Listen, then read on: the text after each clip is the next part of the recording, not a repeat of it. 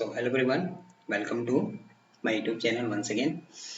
आज भी जो हम टॉपिक डिस्कस करने जा रहे हैं वो है क्वांटम केमिस्ट्री और उसमें पोस्टुलेट्स ऑफ क्वांटम मैकेनिक्स। ठीक, स्पेशली ये बीएससी मेजर केमिस्ट्री स्टूडेंट वालों के लिए इंपॉर्टेंट है। ठीक है, लास्ट वीडियो में हमने क्वांटम केमिस्ट्री के न्यूमेरिकल्स को लिया था और उसके पहले वीडियो में स्पेक्ट्रोस्कोपी का न्यूमेरिकल्स किया था। ठीक है, नॉर्मलाइजेशन और ऑर्थोगोनैलिटी जो फर्स्ट सेमेस्टर में भी हमें बेसिक कॉन्सेप्ट पढ़ना होता है, तो उसके भी क्वेश्चंस को ऑलरेडी हमने डिस्कस किया हुआ है। ठीक है, तो चलिए स्टार्ट करते हैं। आज का सेशन जो रहेगा क्वांटम केमिस्ट्री में और उसमें हम जो टॉपिक डिस्कस करेंगे वो है पोस्टुलेट्स ऑफ क्वांटम मैकेनिक्स। ठीक है, now the formulism of the to the quantum mechanics is based on the certain postulates which are discussed below.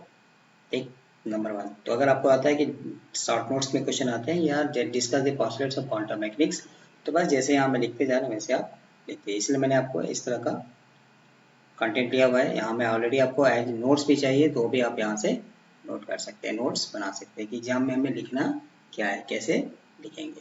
ठीक है, तो चलिए फर्स्ट पोस्टुलेट क्या कहता है क्वांटम मैकेनिक्स का। The state of a microsystem is described as fully as possible by a function of position, coordinates and time, known as state function। इसको हम बोलते हैं state function और wave function। ठीक, तो साइन x, y, z ये हमारा तीन क्या होता है, पोजीशन कोऑर्डिनेट होते हैं। ठीक, और t क्या होता है, टाइम। तो फर्स्ट पोस्टुलेट ये कहता है क्वांटम मैकेनिक्स का कि इसमें हम किसी भी माइक्रो सिस्टम की स्टेट को रिप्रेजेंट कर सकते हैं, डिस्क्राइब कर सकते हैं in the terms of 4 coordinates. तो तीन तो हमारा नॉर्मल हो गया, position coordinate, x axis, y axis, z axis, और एक फोर्थ कोऑर्डिनेट भी यहाँ में आता है जिसको बोलते हैं टाइम। इस सबको एक वर्ड में क्या बोलते हैं, स्टेट फंक्शन और वेव फंक्शन साई। तो साई ने जब श्रोडिंगर ने जब साई को प्रपोज किया था तो उन्होंने कहा था कि it is a wave function psi, and ये में क्या बताता है the physical significance of wave function psi. तो mod of psi square gives the probability of finding the electron around the nucleus. ठीक है, तो ये पोस्टुलेट 1। चलिए नेक्स्ट पोस्टुलेट 2। तो पोस्टुलेट 2 क्या कहता है, to every physically observable properties that can be experimentally measured like position, momentum, energy etcetera, there corresponds a quantum mechanical operator. These operators are linear and Hermitian in nature। मतलब जितने भी हम physically observable properties हैं उन सब के against हम एक क्वांटम मैकेनिकल ऑपरेटर डिफाइन करते हैं। ठीक है, तो सेकेंड पोस्टुलेट ये कहता है to every physically observable property, मतलब जिसको हम एक्सपेरिमेंटली मेजर कर सकते हैं, लाइक पोजीशन हो गया, मोमेंटम हो गया, एनर्जी हो गया, तो इसके लिए हम एक क्वांटम मैकेनिकल ऑपरेटर डिफाइन किया गया है क्वांटम मैकेनिक्स में। ये ऑपरेटर जनरली क्या होते हैं, लीनियर और हर्मिटियन इन नेचर होते हैं। तो ऑपरेटर जब डिस्कस करेंगे तो हमें आपको ये सब आ जाएगा। ठीक है, चलिए अब जितने भी फिजिकली ऑब्जर्वेबल प्रॉपर्टीज हैं, जैसे आपको यहाँ पे आ गया पोजीशन, तो पोजीशन के अगेंस्ट हम क्या कौन सा ऑपरेटर यूज करते हैं, एक्स। एक एक्स एक्सिस, दूसरा एक होता है, दो एक्चुअली कार्टेशियन कोऑर्डिनेट और एक होता है पोलर कोऑर्डिनेट। तो पोलर कोऑर्डिनेट में पोजीशन को हम क्या लिखते हैं, स्मॉल आर से लिखते हैं। कार्टेशियन कोऑर्डिनेट में क्या लिखते हैं, x. X component of momentum P x, तो मोमेंटम का हमारा के अगेंस्ट कॉरेस्पॉन्डिंग जो क्वांटम मैकेनिकल ऑपरेटर होता है उसको लिखते हैं h/2πi del by del x. देखिए h/2π को कहीं कहीं ऐसे h नॉट भी लिखा जाता है, h cross h not to h/2π, क्योंकि ये भी कांस्टेंट है, ये भी कांस्टेंट है, ये भी कांस्टेंट है, तो constant divided by constant is another constant. ठीक, तो आप यहाँ में इसको ऐसे भी लिख सकते थे h क्रॉस। ठीक है, फिर पीछे में क्या बचेगा, h/2π की जगह पे क्या आ जाएगा, h क्रॉस, इसकी जगह पे आ गया h, यहाँ में फिर i del by del x। अगर ये y कंपोनेंट का लिखना होता तो यहाँ में क्या आ जाएगा y, z कंपोनेंट का लिखना है तो यहाँ में z।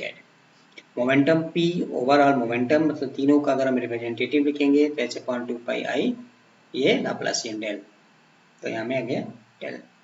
काइनेटिक एनर्जी को हम यहाँ में क्वांटम मैकेनिक्स में t से लिखते हैं, तो इसके लिए जो ऑपरेटर है वो क्या है, -h²/8π² m डेल स्क्वायर।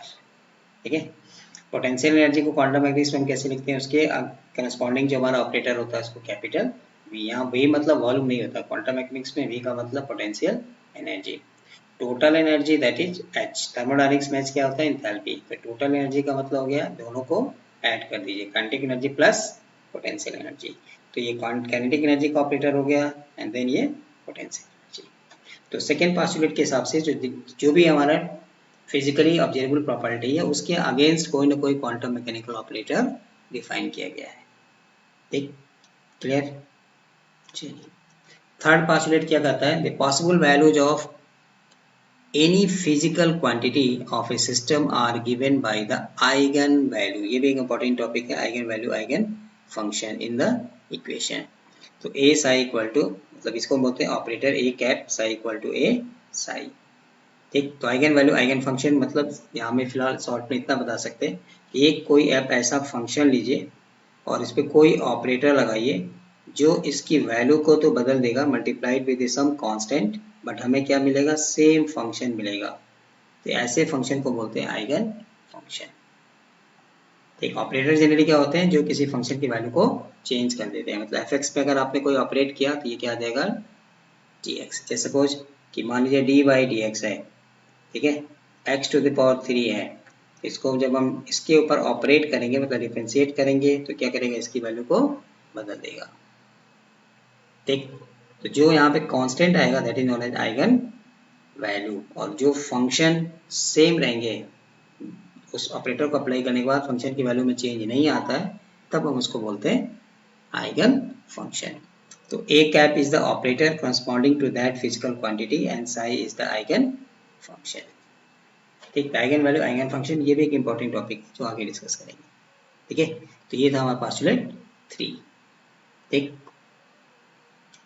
चलिए postulate 4, the wave function that represents the state of the system changes with time as per time dependent Schrodinger wave equation. तो वेव फंक्शन जो टाइम के साथ चेंज होता है उसको हम कैसे प्रेजेंट करते हैं, by Schrodinger wave equation. Time dependent कहते हैं एक्चुअली इसको।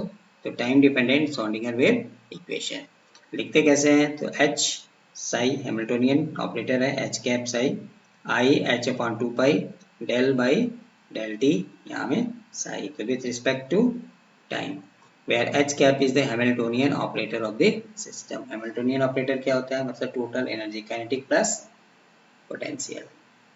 ठीक, तो किसी वेव फंक्शन में मतलब wave function that represent the state of the system which changes with time, तो उसको हम कैसे लिख देते हैं, इज डिस्क्राइब बाय या given by time dependent Schrodinger wave equation. Equation लिख दीजिए एंड देन एक वेयर h कैप क्या होता है, इसको बोलते हैं Hamiltonian operator of the system. ठीक है, postulate number 5, the average or expectation value of the property A associated with the operator A cap is given by।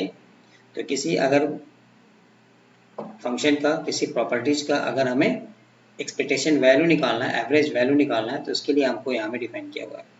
तो पहले क्या करेंगे, उस वेव फंक्शन का कॉन्जुगेट लेंगे, फिर उस ऑपरेटर को यहाँ में अप्लाई करेंगे उस वेव फंक्शन पे, और इसको लिमिट आपको दिया रहेगा, इंटीग्रेट करेंगे डिवाइडेड बाई वेव फंक्शन और उसका conjugate d tau. D tau का मतलब होता है space integral, where psi star is the complex conjugate of wave function psi and d tau is a general volume element. ठीक है, तो ये 5 पोस्टुलेट्स हैं क्वांटम मैकेनिक्स में। तो जनरली शॉर्ट नोट्स टाइप का क्वेश्चन आता है, तो मैं फटाफट एक बार फिर से रिवाइज कर दूं। तो पहला क्या बताता है कि क्वांटम मैकेनिक्स में क्या है कि किसी माइक्रो सिस्टम के स्टेट को हम फुली डिस्क्राइब कर सकते हैं बाय 4 कोऑर्डिनेट्स, 3 क्वांटिटी मतलब x y z और एक टाइम। सेकेंड क्या कहता है कि हर जो फिजिकली ऑब्जर्वेबल प्रॉपर्टीज हैं उसके अगेंस्ट हमारे पास क्या है, क्वांटम मैकेनिकल ऑपरेटर है। ठीक, एंड देन आप टेबल में बना दीजिए। पोजीशन के लिए x रेडियल मतलब पोलर कोऑर्डिनेट में क्या हो गया r, x component of momentum p x p by P Z, overall momentum p के लिए, काइनेटिक एनर्जी के लिए, पोटेंशियल एनर्जी के लिए, टोटल एनर्जी हैमिल्टोनियन के लिए। तो ये क्वांटम मैकेनिकल ऑपरेटर डिफाइन किया गया है। थर्ड पोस्टुलेट क्या कहता है, the possible values of any physical quantity of a system are given by the eigen value a in the equation। तो आइगन वैल्यू आइगन फंक्शन का कॉन्सेप्ट आ गया postulate 3 में। पोस्टुलेट 4 में क्या आ गया, time dependent Schrodinger wave equation आ गया। ठीक, और फिफ्थ में क्या आ गया, उसकी एवरेज वैल्यू आ गई। क्लियर? ठीक है, तो ये